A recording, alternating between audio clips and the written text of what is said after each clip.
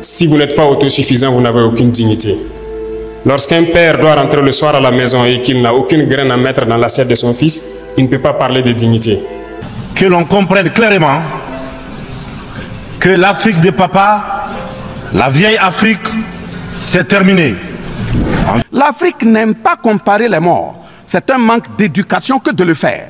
Par conséquent, je m'incline respectueusement sur la mémoire de toutes les nationalités ayant perdu la vie en Afrique en général et au Sahel en particulier. Ainsi, sur les sorties hasardeuses, condescendantes et malheureuses du président de la République française Emmanuel Macron, et qui frise souvent le ridicule, tout en se glorifiant d'une hypothétique condescendance sur les peuples africains, je m'impose le devoir de lui faire un petit cours d'histoire sur sa propre histoire. Voilà pourquoi les salles de classe sont faites pour que les enfants apprennent les cours et grandissent bien, que de s'adonner à autre chose, au risque de se perdre à jamais.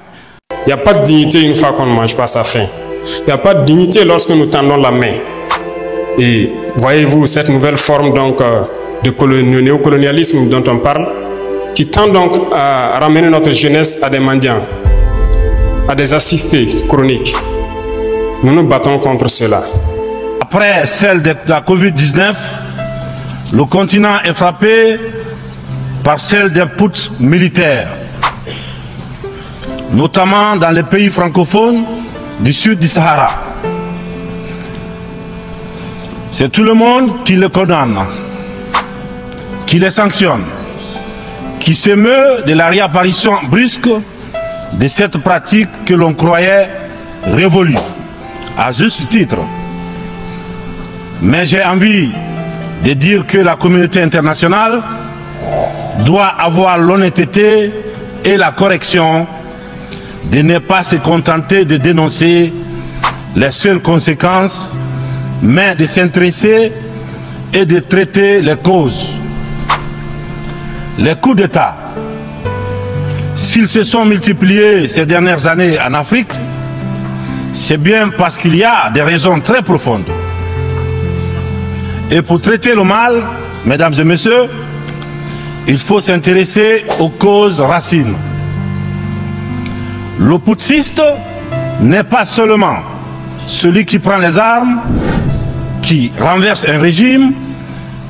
Je souhaite que l'on retienne que les vrais putschistes, les plus nombreux, qui ne font l'objet d'aucune condamnation, c'est aussi ceux qui manigancent, qui utilisent la fourberie, qui trichent pour manipuler les textes de la Constitution afin de se maintenir éternellement au pouvoir. Pour commencer, je précise qu'aucun peuple africain ne s'est opposé au peuple français. Il n'y a pas donc de sentiment anti-français en Afrique. Il n'y en aura jamais du fait de notre légendaire hospitalité et amour du prochain. Il n'y a que les peuples africains refusent la condescendance, l'arrogance, l'insolence, la suffisance, le paternalisme, le pillage de ses ressources et le crime organisé. En effet, pour votre mémoire, Monsieur Emmanuel Macron, d'abord, je rappelle l'appel à travers la BBC en Angleterre le 14 juin 1940, lancé par votre propre grand-père, le général de Gaulle, à l'endroit de l'Afrique pour venir sauver la France des griffes des nazis. Lorsque vous dites à un partenaire qui est prêt peut-être à vous servir de, comment je dis, mobile money jusqu'à 100 milliards, mais lorsque vous dites à ce même partenaire non, servez donc à mobile money 20 milliards et 80 milliards nous allons faire des projets structurants donc de production agricole pour les jeunes, ils ne sont pas d'accord. Ça doit nous interpeller. L'objectif c'est de vous maintenir dans cet assistanat permanent, c'est de vous empêcher de pouvoir produire de vous-même et de vous en sortir. Et chaque fois on vous donnera un peu et on vous dira de rester là. N'ayez pas peur d'entreprendre. N'ayez pas peur d'entreprendre, il faut vous lancer. C'est dur, souvent très dur. Vous allez trébucher, vous allez souvent vous retrouver à genoux. Comme diraient certains, profitez, faites une prière, appuyez sur la paume, relevez-vous et marchez toujours. Ne vous arrêtez jamais. C'est ceux en col blanc qui modifient les règles du jeu pendant la partie pour conserver les rênes du pouvoir. Voilà les putschistes les plus nombreux.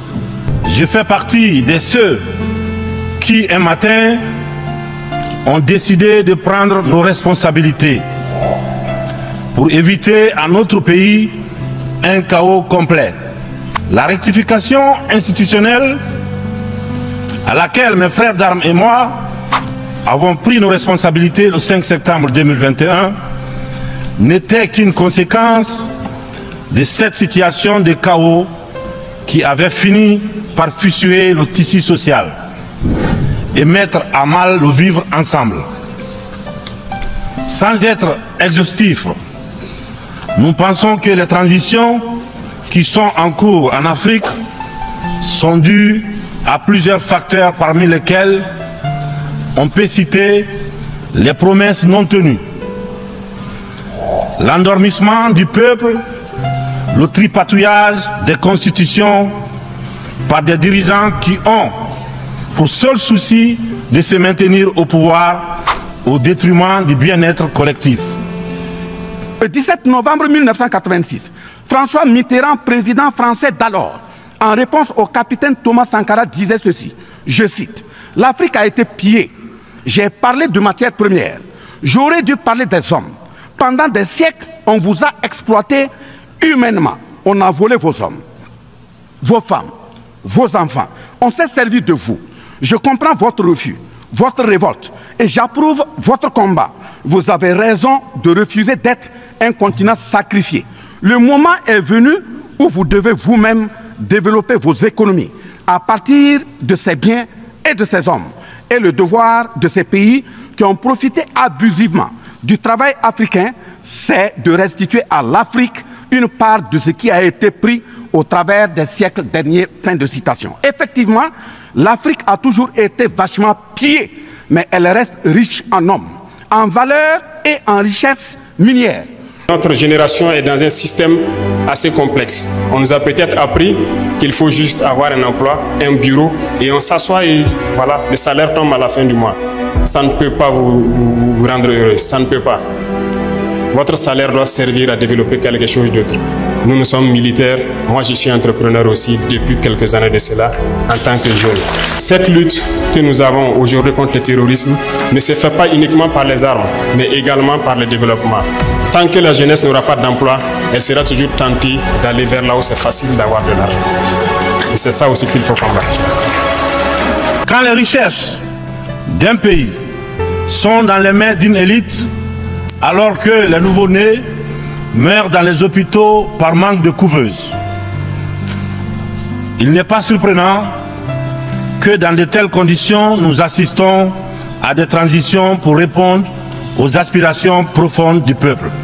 Nous, Africains, nous sommes fatigués, épuisés des catégorisations dans lesquelles les uns et les autres veulent nous mener.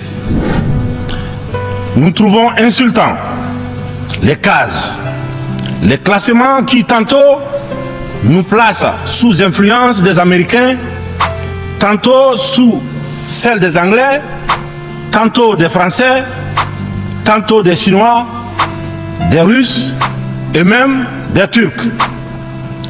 Nous ne sommes ni pro, ni anti-américains, ni pro, ni anti-chinois, ni pro, ni anti-français, ni pro, ni anti-russe, ni pro, ni anti-turc. Nous sommes tout simplement pro-africains, c'est tout. Effectivement, l'Afrique a toujours été vachement pillée, mais elle reste riche en hommes, en valeurs et en richesses minières. Pour preuve, parlant de ses ressources minières, l'Afrique, c'est 30% des ressources minérales mondiales, 40% des réserves d'or, 33% des réserves de diamants, 80% des réserves de coltan, 60% des réserves de cobalt, 55% des réserves en uranium, etc. C'est pour la défense ferme de cette Afrique que la jeunesse africaine est plus que jamais debout. Monsieur Macron, avez-vous encore besoin d'un peu d'histoire pour vous remémorer? Enfin, bien avant cette sortie regrettable et donc malheureuse du président français Emmanuel Macron, il s'était attaqué, comme tant d'autres de ses compatriotes politiciens, à la maternité africaine. Je souhaiterais vous dire et j'insiste dessus, de ne pas avoir peur de risquer. L'entrepreneuriat, c'est du risque. Nous avons élagué tout ce qui est fiscalité autour. C'est un message à l'endroit de vous les jeunes. Initiez quelque chose. N'ayez pas peur de risquer. Pas de risque, pas de plaisir. Risquez, lancez-vous. On vous accompagnera autant qu'on peut. Et pour ceux qui se battent actuellement, nous essayons de faire le maximum possible pour donner tout ce dont ils ont besoin. C'est inconcevable que nous puissions ici produire de la tomate et que nous importons de la pâte de tomate. C'est absurde que nous avons tous les produits oléagineux ici et que nous ne puissions pas les transformer. Nous avons lancé cela et je vous invite à souscrire massivement parce que nous allons créer nos entreprises ici sur place et développer. Certes, des esprits impérialistes pourront essayer de vous détourner de l'objectif, mais écoutez, visez loin, visez très loin, réfléchissez et voyez ce qu'on veut faire. Nous mettre sous la coupe de telle ou telle puissance est une insulte, du mépris, du racisme vis-à-vis d'un continent de plus d'1,3 milliard de personnes. Il est important dans cette prestigieuse et influente assemblée que l'on comprenne clairement que l'Afrique de papa, la vieille Afrique, c'est terminé. Une population de plus d'1 milliard d'Africains, dont environ 70% de jeunes totalement décomplexés, des jeunes ouverts sur le monde et décidés à prendre en main leur destin. Il est venu le moment de prendre conscience que les structures, les règles issues de la Seconde Guerre mondiale, en l'absence de nos États qui n'existaient pas encore, sont obsolètes. C'est la fin d'une époque déséquilibrée, injuste, où nous n'avons pas droit au chapitre. C'est le moment de prendre en compte nos droits, de nous donner notre place, mais aussi et surtout le moment d'arrêter de nous faire de la leçon, de nous prendre de haut, d'arrêter de nous traiter comme des enfants. Rassurez-vous, rassurez-vous, nous sommes suffisamment grands pour savoir ce qui est bien et ce qui est bon pour nous. Nous sommes suffisamment matures pour définir nos priorités, pour concevoir notre modèle qui correspond à notre identité, à la réalité de nos populations, à ce que nous sommes tout simplement. Nous vous serions fort reconnaissants de nous faire confiance et de nous laisser mener notre barque comme vous l'avez permis dans certaines régions du monde. Toi aussi, tu es fatigué des files d'attente dans les banques pour envoyer de l'argent en Afrique francophone? Ou encore l'utilisation des applications pas fiables avec des frais beaucoup trop élevés? Alors je t'apporte une solution efficace. Sendwave, qui est un service de transfert d'argent de l'Occident vers l'Afrique francophone. Facile, fiable, sécurisé, mais surtout, tu n'as aucun frais à payer. Sendwave est une société américaine qui existe depuis 2014, qui compte plus d'1 million d'utilisateurs dans le monde. Depuis les États-Unis, le Canada, la France, l'Italie, la Belgique, l'Espagne, l'Irlande ou encore le Royaume-Uni, tu peux y envoyer l'argent facilement. En un seul clic et ton destinataire le reçoit directement dans son portefeuille Mobile Money.